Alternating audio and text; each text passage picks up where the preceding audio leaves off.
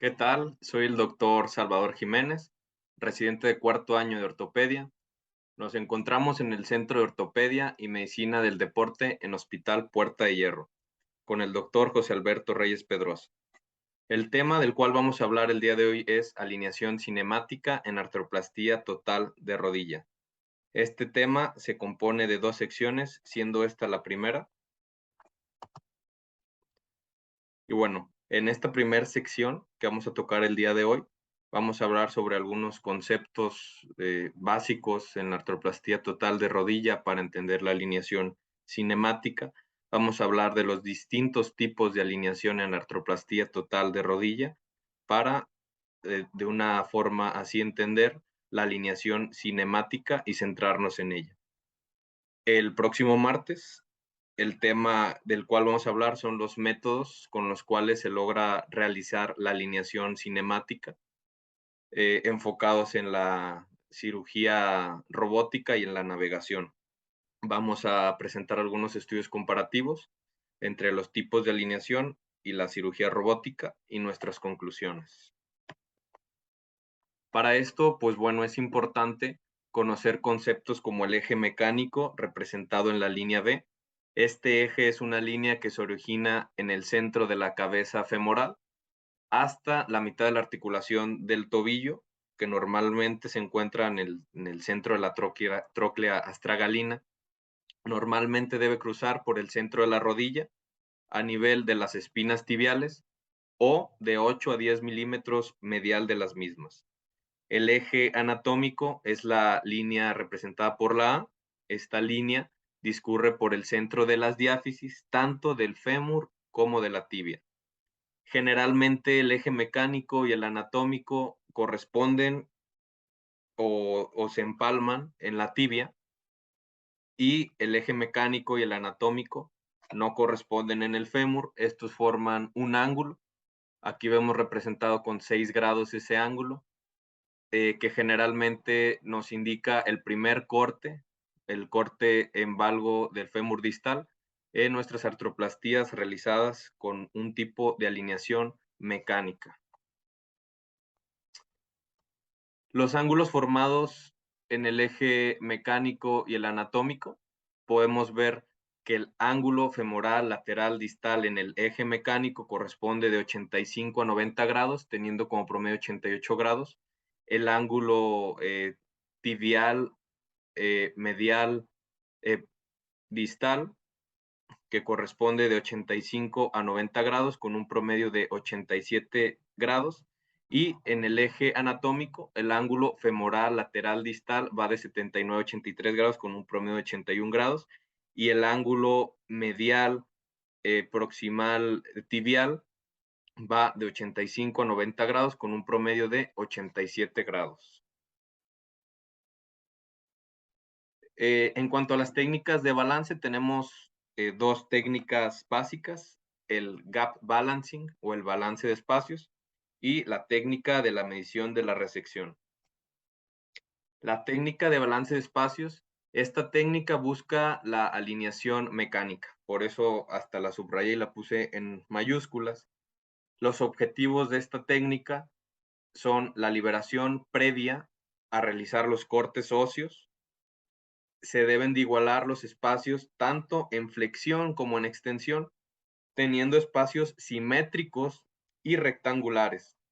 Para verificar que esos espacios se encuentren simétricos y rectangulares, hacemos el uso de espaciadores o de medidores. Y bueno, en esta técnica de balance de espacios se acepta que hay una migración de la línea articular siempre y cuando se tengan las brechas o los gaps en extensión y en flexión de una manera simétrica y rectangular. La otra técnica, la técnica de la medición de resección, descrita por Hungerford, esta técnica busca la alineación cinemática, por eso lo subrayé. Los objetivos son mantener la posición de la línea articular, mantener la alineación de la rodilla previa, como vamos a ver son los objetivos principales de la alineación cinemática, los cortes óseos del mismo grosor del implante a colocar se corta solo lo suficiente para colocar el implante y se realiza liberación después de colocar los componentes de prueba. Históricamente, la artroplastía total de rodilla ha tenido excelentes resultados. Junto con la artroplastía total de cadera, la artroplastía total de rodilla han sido las cirugías con una tasa de mayor éxito en los últimos años. En cuanto a la artroplastía total de rodilla, es una de las cirugías que ha tenido mejor coste-beneficio. Se han mostrado en muchas series hasta el 96% de sobrevida de los implantes a 15 años, que es realmente bueno, pero no todo ha sido excelente. A pesar de esa sobrevida que se ha mencionado, se ha reportado hasta un 20% de insatisfacción en los pacientes. ¿Cómo se genera esa insatisfacción? Pues con algún dolor remanente o con frases como esta rodilla siento que no es mía. Esta insatisfacción surge por o defectos de la alineación o por un mal balance de los tejidos blandos. Es por eso que surgen nuevos métodos de alineación y nuevos recursos tecnológicos como la navegación y la cirugía robótica. ¿Cuál es la importancia de tener una mejor reproductibilidad en cuanto a las artroplastías totales de rodilla, en cuanto a tener mejor grado de satisfacción? Pues esta, como vemos descrita en este artículo del registro de Estados Unidos, ellos dicen que de 2005 a 2030 va a haber un incremento exponencial en cuanto a los reemplazos articulares, hasta un 174% en reemplazo de cadera y una cifra considerable del 673% en las artroplastías totales de rodilla. En este otro artículo del registro australiano, que prevén que para el 2030 se colocarán hasta 180,000 reemplazos articulares de rodilla, siendo que en el 2003 se colocaban 20,000 y actualmente para el 2022 están entre 80 y 100,000 reemplazos. ¿Cuáles son los tipos de alineación? Están divididos en tres grandes grupos: las alineaciones sistemáticas, las híbridas y las funcionales. Dentro de las sistemáticas encontramos la mecánica y la anatómica. Dentro de las híbridas encontramos la mecánica ajustada y la cinemática restringida. Y dentro de las funcionales encontramos la cinemática y el reemplazo unicompartimental. En esta imagen podemos ver de una manera representativa una, una rodilla nativa en varo y vamos a ver los diferentes objetivos de cada sistema de alineación que vamos a describir más a detalle. Entonces, generalmente se ha utilizado la alineación mecánica. La alineación mecánica surge en 1970. Esto es ya hace más de 50 años y este ha sido el gol estándar por años. Esta busca llevar los cortes, tanto femoral como tibial, de una manera perpendicular a la interlínea articular, esto es, a 90 grados o en neutro, sin importar el eje previo de nuestra rodilla a operar. Históricamente, se ha dicho que un eje mecánico neutro ha asegurado mayor supervivencia del implante y menos tasas de aflojamiento por una mejor distribución de las cargas. Pero vemos en este artículo en el cual tomaron 398 reemplazos de rodilla. En él se tomaron de esos 398, 292 reemplazos que se alinearon de una manera mecánica, de una manera correcta, versus 106 reemplazos en los cuales no cumplían con criterios estrictos de alineación mecánica.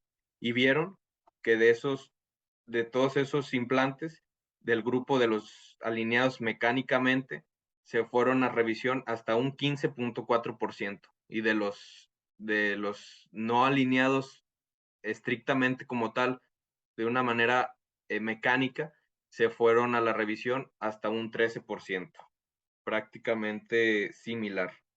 Entonces, en conclusión de este artículo, la alineación mecánica teóricamente no tiene mayor supervivencia de los implantes, y a esto le sumamos que hay hasta un 20% de insatisfacción. Entonces, pues aquí vemos en esta imagen a varias personas de varias etnias, de varias razas, de diferentes constituciones, y esto nos lleva a la siguiente reflexión: si la alineación mecánica es útil para todas estas personas, siendo tan diferentes. Aquí podemos ver varias rodillas varas y varias rodillas valgas, pero todas son iguales y todas deberían recibir el mismo tratamiento. En este artículo encontraron que hay 43 distintos fenotipos de rodilla, y ellos concluyeron que cada fenotipo es susceptible a algún tipo de alineación en específico, con el cual obtendrán un mejor resultado. Entonces, después de 40, 50 años, ¿vale la pena seguir con el mismo modelo de alineación? Entonces, surgen distintas técnicas que están desafiando a la alineación mecánica. Una de ellas, la alineación anatómica, tampoco es algo nuevo. Esta surge en 1980 y se abandona por la imprecisión de los cortes hasta la aparición de las nuevas tecnologías en las cuales se puede reproducir como tal la alineación anatómica. ¿Cuál es el objetivo de esta? En esta tiene como objetivo llegar a los 3 grados de varo en la tibia y a 3 grados de valgo en fémur. Esta rodilla nativa nos representa un fémur prácticamente neutro con 6 grados de varo en la tibia. Lo que busca la mecánica es, como ya dijimos, llevarla a 90 grados, a neutro, a perpendicular al eje de la interlínea. Y en la alineación anatómica buscamos llevar a 3 grados en tibia y a 3 grados de valgo en fémur. Esta técnica también favorece la biomecánica de la rótula. Entonces, las alineaciones sistemáticas, recordando que son las que engloban la mecánica y la anatómica, buscan ajustar todas las anatomías de todos los pacientes a un solo implante. Y la alineación mecánica, pues se adapta a la artroplastía total de rodilla. La alineación mecánica ajustada. Esta es una variante de la mecánica. Busca, al igual que en la mecánica, llevar un corte perpendicular a 90 grados en la tibia, pero en el fémur se busca llegar a 3 grados de varo o de valgo. La alineación cinemática restringida. Esta, pues una variante de la cinemática, es un tipo de alineación inversa a la mecánica ajustada. Esto es porque el fémur se busca llevar a un corte perpendicular y la tibia, en la tibia se ajusta en varo o valgo.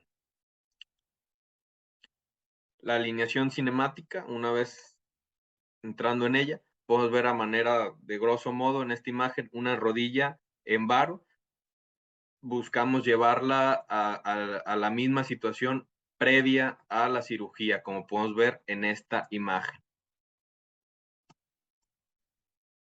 Los conceptos de la alineación cinemática han generado controversias en lo que ya parecía un capítulo cerrado en la historia de las artroplastías. Este no es un tema nuevo para nada. Fue descrito por primera vez en el 84 por Hungerford y Krakow. Hungerford, recordando, es el ortopedista que diseñó la técnica de balance de tejidos blandos con la resección medida, como vimos anteriormente. Y bueno, continuando, vemos que esta técnica, la alineación cinemática, se dificultaba lograr cortes no neutrales de una manera convencional, por lo cual se abandonó momentáneamente, hasta que a inicios del siglo XXI resurge con Howell. Y Howell, en el 2006, propone una serie de principios básicos que vamos a ver. El primer principio busca restaurar el alineamiento nativo, esto es el llamado eje preartrítico o preartrósico. Es decir, si tenemos una rodilla con 6 grados de varo en la tibia, buscamos llevar esa cirugía a los mismos grados posquirúrgicos, esto es, a los mismos 6 grados de varo, respetando de esa manera la menor liberación de partes blandas. Surge el concepto de varo constitucional, y este es que en algunos pacientes, hasta un 30% de hombres y un 17% de mujeres tienen un varo fisiológico. Esto es, un varo mayor de 3 grados. Y se busca restituir la alineación nativa y de esa manera se evita la liberación excesiva de partes blandas. Si cortamos en los mismos grados que tenemos nuestra rodilla, eso nos va a llevar a no liberar de una manera más grande las partes blandas. Se busca restaurar laxitudes ligamentarias, la limitación de la liberación de partes blandas, como ya mencionamos, y restaurar las superficies articulares con cortes óseos mínimos o como sinónimo resuperficialización. También se podría hacer como un sinónimo de las resuperficializaciones de cadera, en las que solo se busca llevar con cortes mínimos el reemplazo articular. Para lograr esta alineación cinemática, perseguimos 3 ejes: el eje transepicondilio o el cilíndrico, el eje transverso del fémur o eje de la rótula y el eje longitudinal de la tibia. El eje transepicondilio cilíndrico marcado con verde se ubica en el centro de un círculo sobre los cóndilos femorales y es por el cual se flexiona la tibia sobre el fémur. Como podemos ver, seguimos la línea verde en los cortes tanto coronales como axiales. El eje transverso del fémur o el eje de la rótula, descrito en morado, es por el cual se desliza la patela en la flexoextensión de la rodilla y lo podemos ver en estos cortes: coronal, axial y sagital. El eje tibial o longitudinal tibial está representado en amarillo y es por el cual la tibia rota interna y externamente sobre el fémur. Este eje también se describe en distintas literaturas un poco más hacia medial, hacia las espinas tibiales. Y bueno, es importante conocer estos 3 ejes porque con base a ellos se basa la colocación de los componentes. El componente femoral, ¿cómo se va a colocar? En el plano coronal y axial tiene que ser paralelo al eje transepicondilio o el que está marcado en verde. En el plano sagital sigue la curvatura fisiológica del fémur distal. El componente tibial en el plano sagital se tiene que colocar paralelo al slope de la meseta tibial medial. Esta diapositiva ya la vimos al inicio, la descrita por Hungerford, la medición de resección, que busca la alineación cinemática. Y este rollo, ¿cómo vamos a llevarlo a cabo? Bueno, entonces se debe de restaurar la línea articular previa a pesar del daño condral. Esto es, tenemos un cóndilo femoral con una lesión en el cóndilo femoral medial. Entonces tenemos que aumentar 2 milímetros. Esos 2 milímetros imaginarios, vamos a trazar una línea hacia el cóndilo femoral sano. Entonces, de esa manera tenemos nuestra línea preartrítica y se debe de cortar paralelo a esa línea que marcamos. El ABC de la alineación cinemática que vamos a desglosar nos indica que tenemos que realizar cortes tanto en fémur como en tibia, lo mínimo indispensables, los cuales se van a restituir por el tamaño exacto del componente femoral o tibial que vamos a colocar. En cuanto a la osteotomía femoral distal, que vemos señalando, debemos cortar 9 milímetros, que es lo que corresponde al implante. Si no hay un daño condral, se toman 8 milímetros de corte óseo más 1 milímetro de la sierra, de esa manera te dan los 9 milímetros. Si por el contrario vemos una lesión condral, tenemos que aumentar esos 2 milímetros que comentamos, más los 6 milímetros de corte óseo, más el milímetro de la sierra, nos daría un total de 9 milímetros que corresponde al componente femoral distal. En cuanto a las osteotomías de los cóndilos posteriores, nuestro objetivo es llegar a 8 milímetros. Si no hay lesión condral, cortamos 7 milímetros de hueso más el milímetro de la sierra si nos dan los 8. Si por el contrario una lesión condral, tomamos esos 2 milímetros de lesión condral más los 5 milímetros de hueso más el milímetro de la sierra, nos daría 8 milímetros correspondientes al componente femoral en el cóndilo posterior. El objetivo de la osteotomía tibial es llegar a 10 milímetros. Esos 10 milímetros, si no hubiese lesión condral, cortaríamos 9 milímetros de hueso más el milímetro de la sierra, dándonos 10 milímetros. Si tenemos una lesión condral, como vemos representada en esta imagen, tomaríamos esos 2 milímetros de la lesión condral más los 7 milímetros de corte óseo más el de la sierra, nos daría un total de 10 milímetros. ¿Y por qué tomamos 2 milímetros para restitución de la lesión condral? Y esto es porque corresponden a los defectos condrales reportados por múltiples investigaciones de todos estos autores.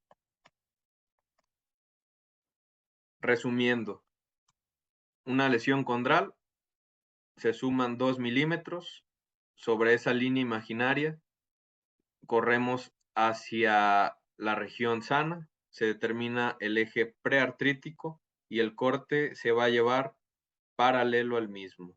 De la misma manera se realiza con los cóndilos posteriores.